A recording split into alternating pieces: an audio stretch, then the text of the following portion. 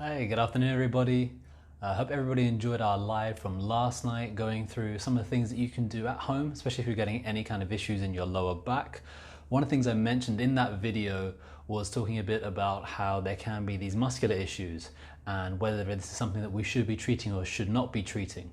In that last video where I was talking more about, of course, what's happening with the lower back, I wasn't actually giving any stretches or massage techniques or foam rolling or anything for those lower back or lumbar muscles. Instead, everything I was giving was more to do with the muscles around, such as in the legs, the glutes, and also making sure we're stretching out the chest and the shoulders as well. And one of the reasons for this is that even if, say, we're having tenderness or discomfort in a particular area, such as the low back or maybe in the neck, because those muscles are tight, it doesn't necessarily mean that trying to work on them is going to be something that's going to be helpful. Now, before we start today, I just want to make sure that people understand I'm not against massage. I go for massage myself. I think it's going to be very, very useful for particular conditions and particular cases.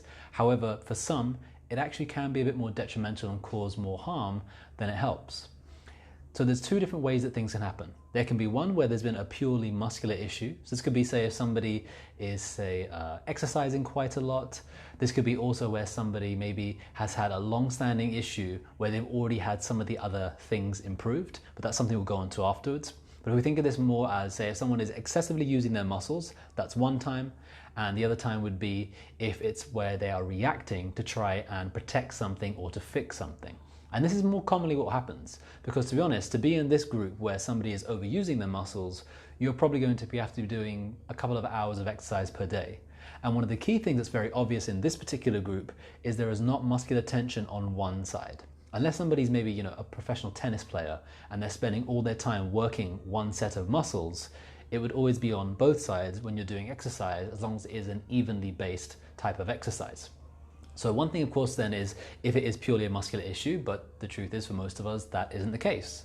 For most of us, these tense muscles are going to arise after we spent maybe more time sitting, more time standing, maybe more time bending over or, helping people, maybe more time even with our kids, kind of, crouched over and trying to do things with them. And then suddenly something goes, and it seems like it's a muscular problem. The truth is that the muscle is actually protecting other parts of the body.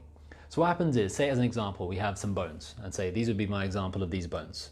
Now, of course, these are my hands, they're much, much bigger than the bones in your spine, but we use them as an example for today. So normally they're here, then you do some movement, whether it's, say, bending, moving forward, sitting for long periods, or things that progress over time, and it starts to slip. Now, what's going to happen is, from this position, your body is very intelligent, and it's going to try to react to improve things. So what will happen is, the muscle that's on this side, it's going to try and pull it back towards the center. What you will feel that as though is a spasm. It will feel very tense, it will feel uncomfortable, and it will feel like everything here is getting really, really tight. So over time, of course, eventually it may either start to pull it back to some extent, or over time things may drift back a bit or the muscle may relax as the body starts to heal itself, as it does heal most things. Of course, there are limitations over time, but majority of things your body is able to fix and heal, at least on a short-term basis.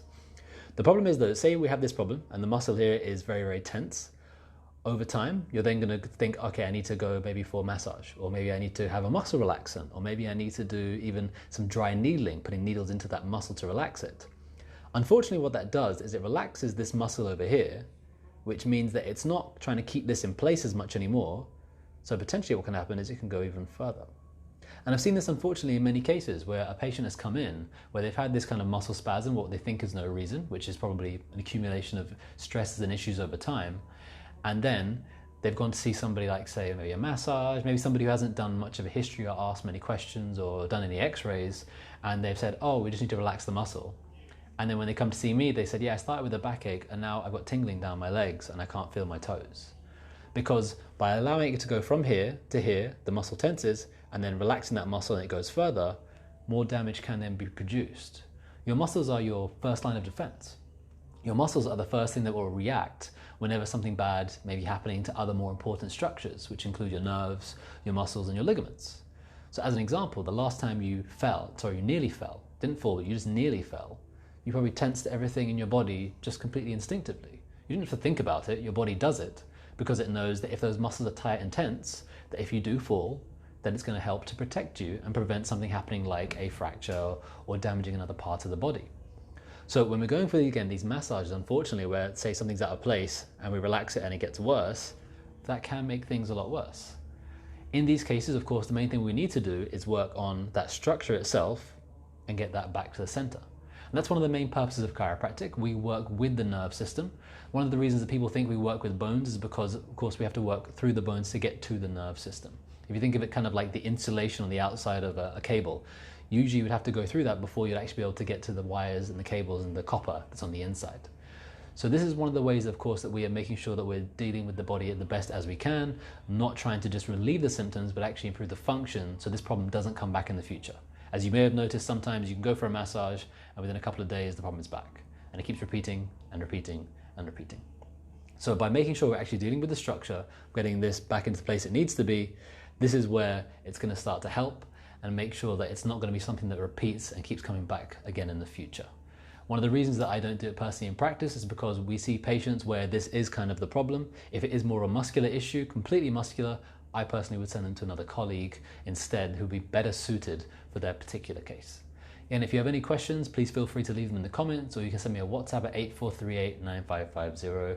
Otherwise, I'll be back again tomorrow where we're going to be going through another topic and talking about why the length of legs are a bit different in some people. Have a good day, everybody.